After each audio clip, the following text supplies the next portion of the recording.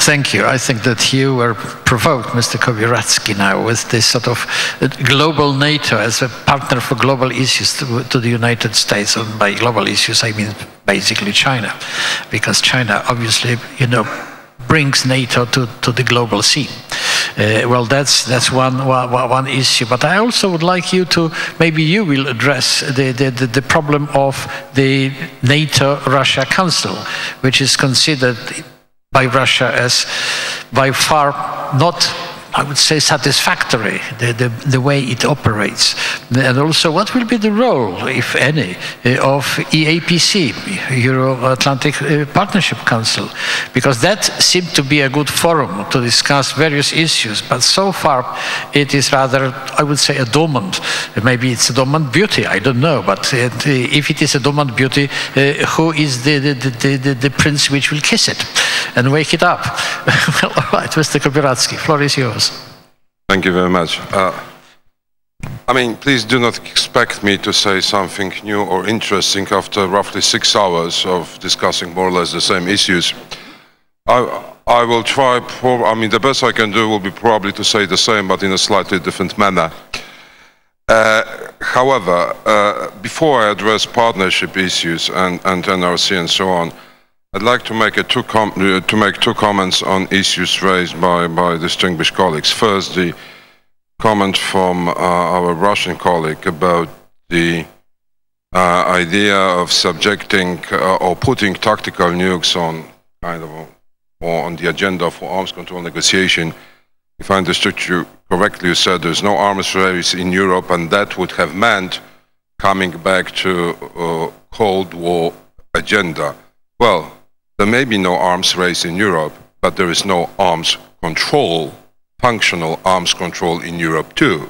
So from that point of view, I actually see a merit in thinking at least first about tactical nukes, but also about the future of conventional arms control regime in Europe, which is simply non-existent or non-functional at the moment.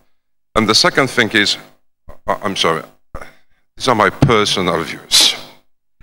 Whenever I hear discussions or read articles like the one in Der Spiegel yesterday, or 2 days before, about should we invite Russia to join the alliance and whether it's time to do it, I always think that we should first get the terminology right. I, for one, cannot imagine Russia going through the MAP process, IPAP process, and a few other things that we at NATO invented for new members. I cannot imagine Russia joining NATO unless Russia and US would immediately destroy their strategic arsenals, because being in one defensive alliance, those nations would be expected to defend each other and not to oppose each other. Membership, Russian membership at the NATO, as it is today, would have also meant the readiness on the part of us to send troops to Chechnya, to defend Russian interests in Caucasus and things like that. What we really want to address, and that's why I'm saying let's first get terminology right, is forming less or more formal security alliance with Russia vis-à-vis potential future dangers or threats. And it's a kind of a substitute theme to talk about inviting Russia to the NATO, unless we're talking about transforming NATO into the collective security system, which at least here is not the issue. So as long as we think about NATO in terms of collective defense or defensive alliance, then the issue of so-called Russian membership is rather the issue of joining forces with Russia in the context of new emerging potential future security threats, dangers, challenges, and so on and so on. Now, NATO partnerships, subject of this panel that I was kind of invited to address by the reference to the APC at least.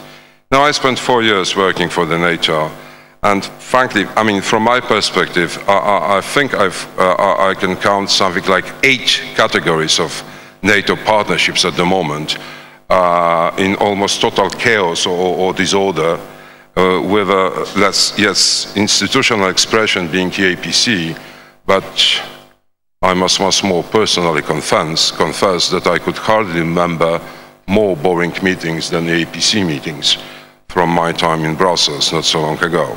So those 8 categories actually, I mean, first of all, partnership, one category of partnership is a kind of a waiting room for new members. Then the second is what I would call brothers in arms. The moment NATO started to engage operationally, we started immediately to look for partners who would be ready to contribute to NATO stabilization operations and missions. Actually, I don't think there's a single ongoing NATO operation without partners' involvement. So it is kind of brothers in arms category. Then we have a category which I would call building bridges, both cultural and political, towards Arab states, Islamic world, Mediterranean basin, this also this so-called Istanbul Cooperation Initiative and so on and so on.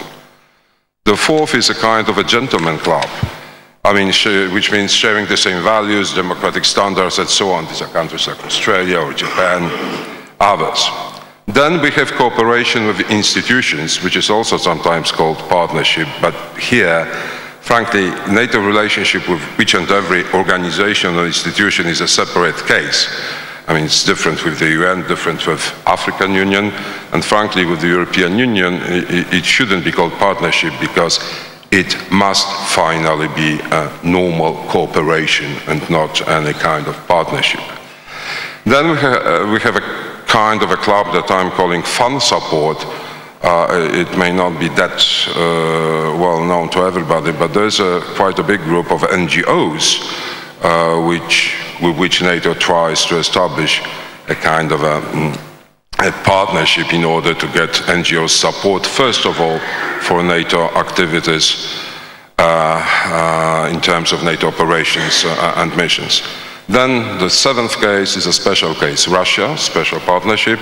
And then the 8th category, and the last one, is actually 2 other special cases, Ukraine and Georgia.